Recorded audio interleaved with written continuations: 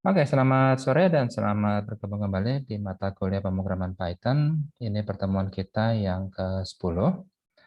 Jadi kita masih punya berapa? 10, 11, 12, 13, 14. Ada 5 pertemuan lagi sebelum kita masuk ke UAS. Cuma UAS seperti apa itu belum disepakati. Kalau sudah ada kesepakatan nanti saya infokan di kelas. Ya. Nah, untuk pertemuan ke-10 ini kita akan bahas tentang debugging dan juga testing. Kemudian untuk pertemuan berikutnya, yaitu ke-11, kita sudah mulai masuk ke topik tentang data analitik menggunakan NumPy dan juga Matplotlib. Kemudian untuk week 12-nya, saya belum punya, oh ini ya, menggunakan Pandas, dan 13 menggunakan Scikit, dan 14 seperti biasa, minggu terakhir sebelum ujian itu adalah wrap up. Oke, jadi kita ada beberapa topik terkait dengan data analitik, yaitu NumPy, Matplotlib, Pandas, dan juga Scikit. Nah, khusus untuk pertemuan kali ini, kita akan membahas tentang testing dan debugging. Tidak terlalu banyak yang kita bahas di sini. Dan untuk kehadiran nanti akan saya buatkan di LMS, silahkan teman-teman mengikuti, nanti ada beberapa tugas di sana. Oke, kita mulai ya. Nah, debugging dan testing itu sebenarnya adalah fitur yang biasanya memang sudah built-in ke dalam IDE-nya. Jadi IDE itu adalah Integrated Development Environment. Jadi biasanya suatu bahasa pemrograman itu sudah punya IDE sendiri-sendiri. IDE belum tentu GUI, karena bisa saja dia command line, seperti misalnya waktu semester kemarin, teman-teman mempelajari tentang bahasa C, itu kemungkinan besar masih menggunakan yang command line, tapi mungkin ada juga yang sudah menggunakan yang GUI. Nah, IDE itu belum tentu GUI, tapi bisa juga dia command line. Yang penting kita bisa memprogram di sana, dan kita juga bisa menguji program kita di sana.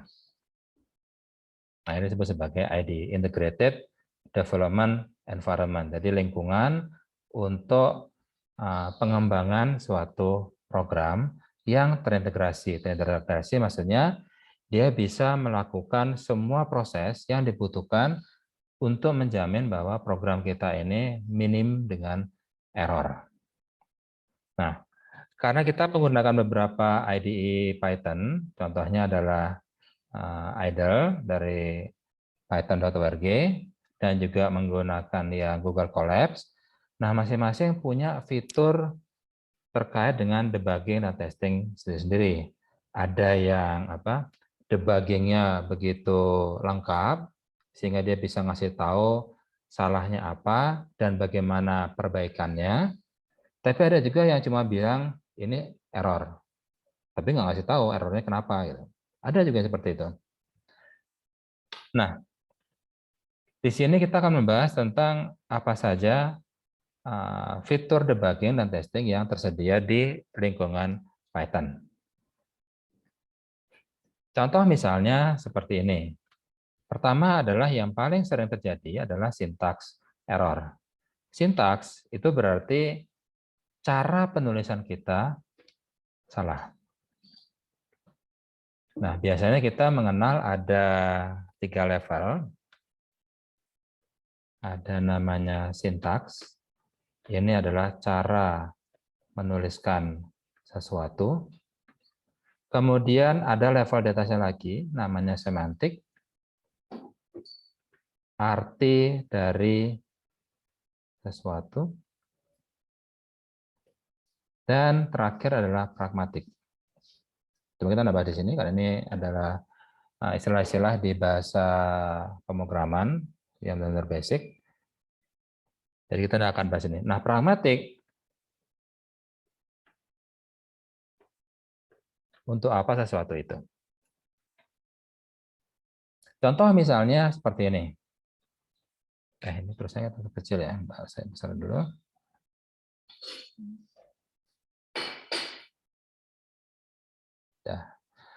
Nah, sintaks. Cara menuliskan sesuatu.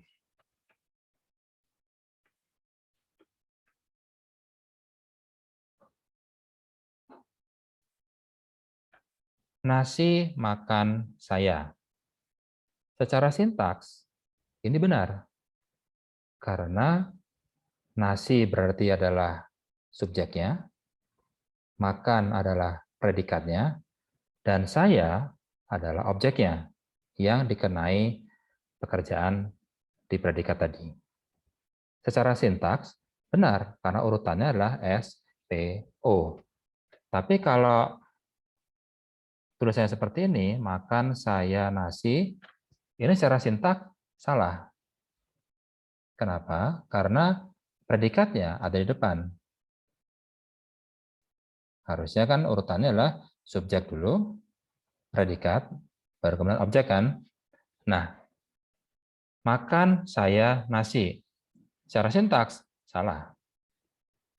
Nah, IDE bisa mendeteksi kalau sintaksnya salah. Seperti ini, makan saya nasi. Tapi, kalau orang yang menuliskan nasi makan saya, IDE tidak bisa ngecek. Dianggap benar kok ini. Secara aturan penulisannya benar. Ada subjek pertama, kemudian predikat, dan juga ada objek. Tapi artinya yang salah, yaitu semantiknya yang salah. Nah, IDE tidak bisa ngecek sampai ke level semantik. Belum ketemu saya IDE yang bisa mengecek sampai ke level semantik. Karena semantik ini sudah ranahnya pikiran manusia. Karena manusia yang bisa tahu dan bisa memilah ini salah atau benar secara semantik. Oke, nah apalagi pragmatik, IDE nggak akan bisa ngecek. Untuk apa itu? Nah ini sedikit informasi terkait sintaks, semantik, dan pragmatik. Nah kalau sintaks error itu berarti cara penulisannya yang salah, tidak sesuai dengan kaidah yang diberlakukan atau yang diatur oleh Python. Contoh seperti ini misalnya. Kita menuliskan print hello dunia, tapi dengan menggunakan kurung kurawal. Nah, secara aturan Python, kalau kita menggunakan fungsi print, fungsi atau metode, maka parameternya itu harus menggunakan kurung biasa. Nah, ketimbang kurung biasa, saya menggunakan kurung kurawal. Nah, Python tidak mau. Ini salah sintaksnya. Makanya dia bilang sintaks error. Cara penulisan Anda salah, tidak sesuai dengan aturan saya. Meskipun secara human mungkin mikirnya, apa sih bedanya kurung biasa sama kurung perawal sama aja kan ya. Yang penting saya mau ngirim parameter. Nah, cuma masalah Python sudah punya aturan. Nggak boleh pakai ini, soalnya nanti beda artinya. Ya. Contoh misalnya, kita coba langsung aja. Idle.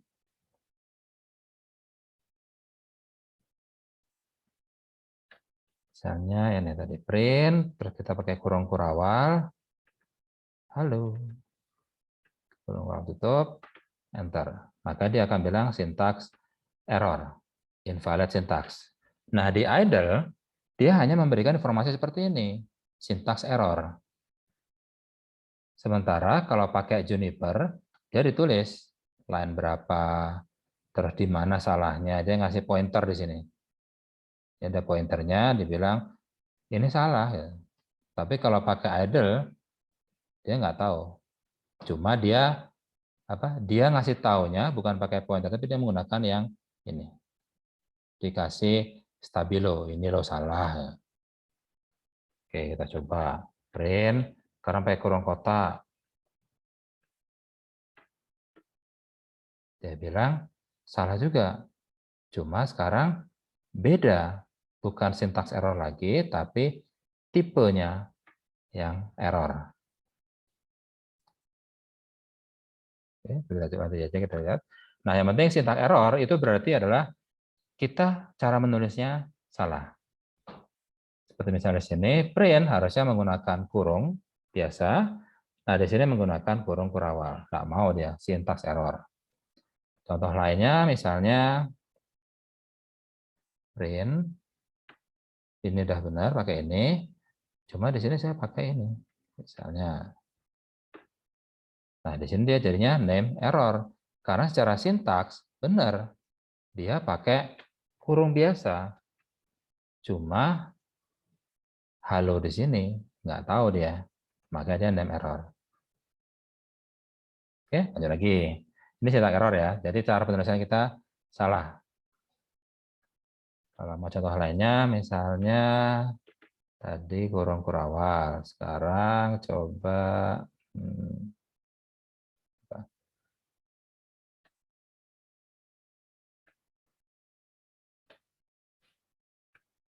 kalimat sama dengan Optimus Prime. Kemudian kalimat titik, misalnya tank. Nah, ini kan harusnya pakai ini kan. Mau dia. Sorry. Kalimat apa sih ini ya? Count, find, index, lower, replace, split, title, translate, apa nggak ada lagi. Misalnya count.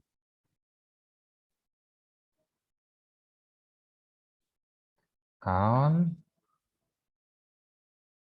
Nah, ini yang type error.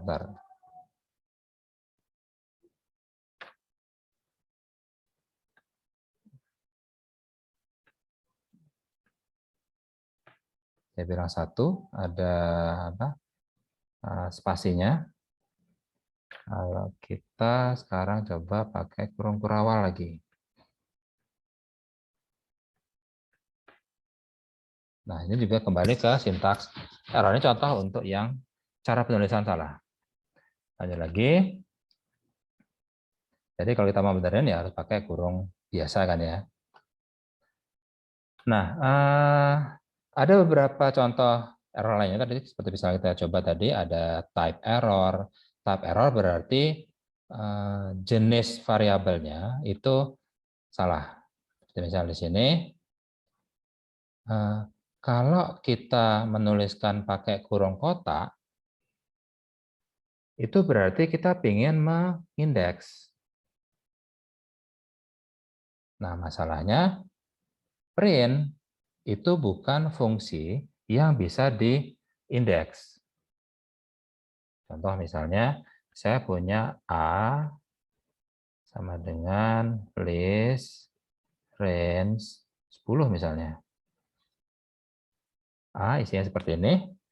Nah, kemudian A, kalau misalnya A0, maka dia isinya 0. Karena dia adalah array kan. Tapi kalau saya tulis A, 0. Type-nya error. Kenapa? Soalnya dia bukan suatu fungsi A di sini. Kalau kita menggunakan kurung biasa, itu berarti dia adalah apa? Dia dianggap sebagai fungsi.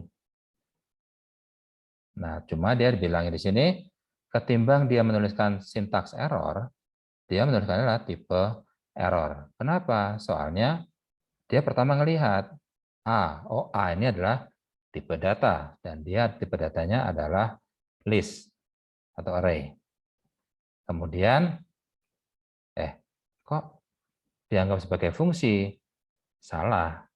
Nah, jadinya dia bukan syntax error, tapi dia adalah type error. Karena tipenya salah. Ini bukan fungsi, ini adalah tipe data. Oke, bisa bedain ya? Kenapa di sini keluar adalah type error, tapi yang di atas tadi yang pertama dia keluar adalah syntax error. Soalnya ini adalah fungsi. Dia baca dari pertama, fungsi, oke. Fungsi, loh kok pakai kurang awal? Dia bilang sintaks error. Kemudian di sini, oh ini tipe data. Dan dia sudah didefinisikan di atas, dia adalah list. Loh kok pakai kurung biasa? Tidak boleh. Makanya dia bilangnya bukan syntax error, tapi type error. Karena di sini adalah sudah tipe data, bukan fungsi. Kita coba lagi. Kalau A kurung perawal 0, baru dia kembali ke syntax error. Ini bukan tipe error, tapi dia kembali ke syntax error. Kenapa? Karena A-nya di sini memang dia adalah tipe data. Tapi dia tidak mengenal adanya kurawal di sini. Kalau kurung biasa, dia bisa mengenal kurung biasa, cuma dia menjadi nanti tipe yang berbeda, bukan list. Kalau list dia nggak punya dia tidak bisa dipanggil fungsinya, makanya dia type error. Tapi kalau A kurung kurawal dia jadi syntax error. Kenapa? Karena A dia adalah tipe data, tapi kurung kurawal dia nggak boleh. Jadi kalau list itu tidak mengenal kurung kurawal, dia mainnya syntax error. Oke. Nah, kemudian ada lagi yang name error. Name error itu berarti dia belum didefinisikan. Satu contohnya kayak misalnya di sini print halo. Apa itu halo? Kalau misalnya kita mau nulis print halo, dia bilang halo nggak define. Karena dia nggak tahu halo itu apa, nilainya berapa. Tapi kalau kita nulis halo sama dengan 1, seperti ini, maka print halo, dia akan menuliskan nilai value dari variabel halo tersebut, yaitu 1. Itu name error. Oke, berarti sekarang kita sudah kenal ada syntax error, ada type error, berarti tipe datanya salah. Tipe data tersebut tidak boleh dipanggil seperti itu. Kemudian ada name error. Name error berarti variabelnya salah.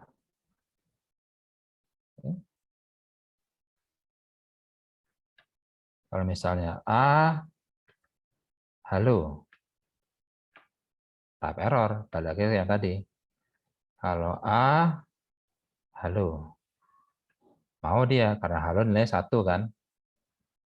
Jadi indeks halo, halonya 1, indeks 1, nilainya 1 yang di sini kan. Ini kan indeks 1, ini indeks ke 0. Jadi enggak error dia. Nah, kemudian ada apa lagi? Ada juga zero division error. Nah, zero division error dia contohnya sederhana ya, namanya juga zero division, berarti sesuatu yang kita bagi dengan 0. Misalnya print halo dibagi 0. Zero division error. Oke. Nah, yang menjadi masalah, kalau kita yang bikin programnya, enggak apa-apa ketemu error. Biasanya programnya malah senang kalau ketemu error. Oh iya, ada salah di sini, perbaiki. Coba lagi, oh iya ada salah di sini, perbaiki lagi, dan seterusnya. Nah, cuma masalahnya, kalau program sudah jadi, kemudian kita berikan ke user yang beli program kita, atau yang mau menggunakan program kita, baru dia coba pertama kali, komplain, kok error mas? Masa sih? Perasaan kemarin saya coba semua, nggak ada masalah. Coba diceritain, ngapain aja gitu. Nah, biasanya kita sebagai orang nanya kan, klik-kliknya urutannya seperti apa gitu. Dia bilang, saya klik ini, kemudian saya input ini, kemudian saya klik ini, saya input ini, saya klik ini, saya input ini. Oh iya benar, kalau model urutannya seperti itu, dia jadi ada yang salah. Soalnya saya asumsikan pas yang inputan yang pertama itu dia adalah 3 huruf. Tapi di sini dia harusnya jadi 5 huruf. Wah, itu nggak kepikiran di saya. Nah, itu beberapa hal yang harus kita hindari sebagai programmer. Jadi kita harus bisa mencoba semua kemungkinan inputan. Nah, cuma masalahnya kalau inputannya banyak, apalagi kalau inputannya dia dalam bentuk proses, nah itu kan panjang banget kan ini ya. Panjang sekali atau banyak sekali varian yang bisa kita gunakan untuk mengujinya. Nah, di Python dia punya satu kemampuan biar tidak malu-maluin programmernya, dia bisa menggunakan yang namanya exception. Jadi zero division, ini name error, ini yang type error. Nah, ini exception. Exception, kalau misalnya user salah menginputkan inputan, salah menginput nilai, maka kita bisa menghindari terjadinya error. Contoh misalnya,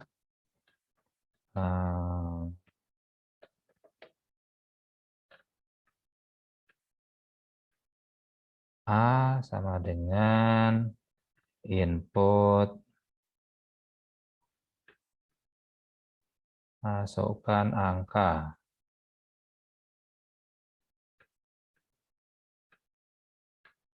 Oke, masukkan angka, saya masukkannya 3.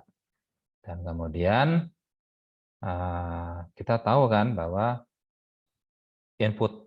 fungsi input tadi, dia akan mengembalikan string. Jadi, agar dia bisa dikalkulasi, ini harus kita ubah dulu. Kita masukkan sebagai, kita gunakan casting integer. Masukkan angka 3. Oke.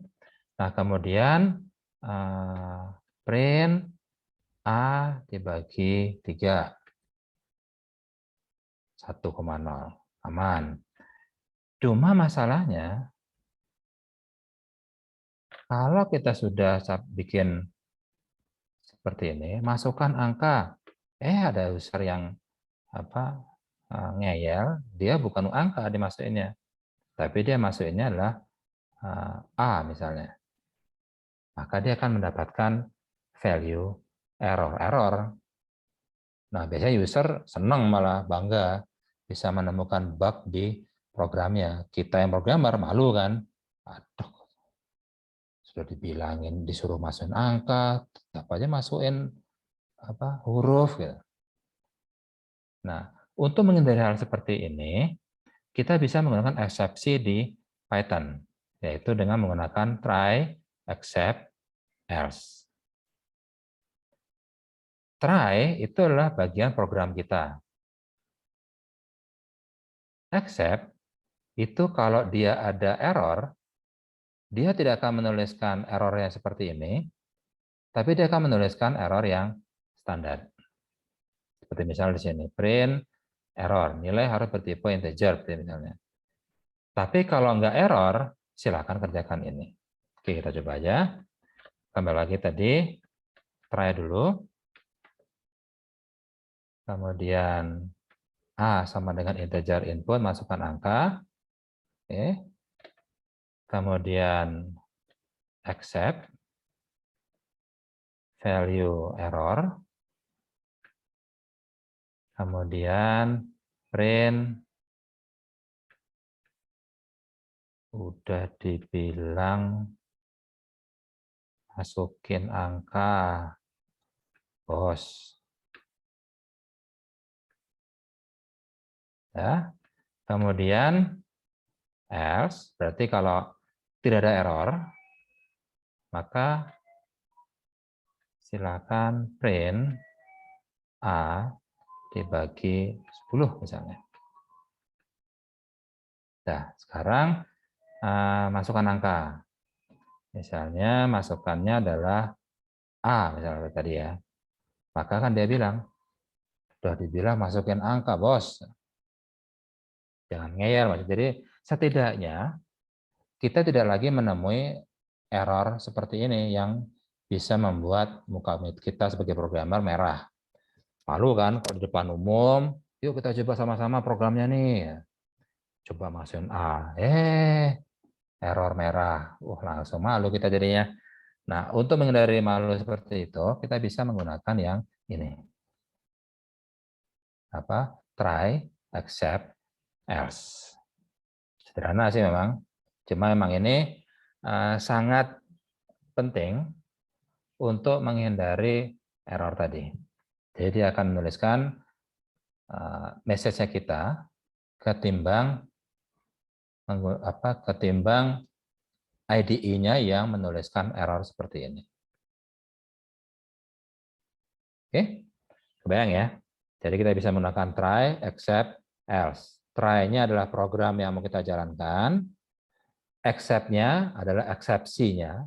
Kalau ada error, ketimbang mengeluarkan error merah seperti ini, tolong dong print aja biar nggak malu. Biar sayanya nggak malu sebagai programmer. Tapi kalau nggak error, oke, langsung aja kerjakan. Print A dibagi 10.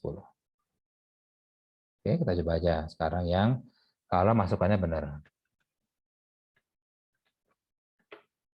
Masukkan angka misalnya 25. Maka dia akan mengerjakan yang bagian else-nya, yaitu print A dibagi 10. 25 dibagi 10, yaitu mendapatkan 2,5. Sederhana ya. Nah, cuma meskipun kita sudah menuliskan try, accept, else, tetap aja dong, kalau nanti orang melihat programnya, ya masih pakai try, accept, else ya. Terus kalau nggak pakai try, accept, else, pakai apa lagi? Ya, solusi lainnya adalah kita harus mempertimbangkan semua kemungkinan inputan dari user. Berat memang. Cuma, ya itu sebenarnya cara yang lebih elegan. Kenapa? Soalnya kalau menggunakan try, accept, else, begitu ada error, dia langsung keluarkan dari programnya. Tapi kalau misalnya kita membuat suatu program yang user masukkan angka misalnya hurufnya adalah O. Nah, ketimbang kita langsung nulis, udah dibilang masukin angka bos, kita bisa bilang, apakah yang Anda maksud adalah 0, ya atau tidak. Kalau misalnya dia bilang, oh iya, itu maksudnya 0, bukan O. Maka dia tulis Y, maka kita bisa lanjut programnya. Cuma kalau pakai try, accept, else, nggak bisa. Begitu salah, langsung keluar dia.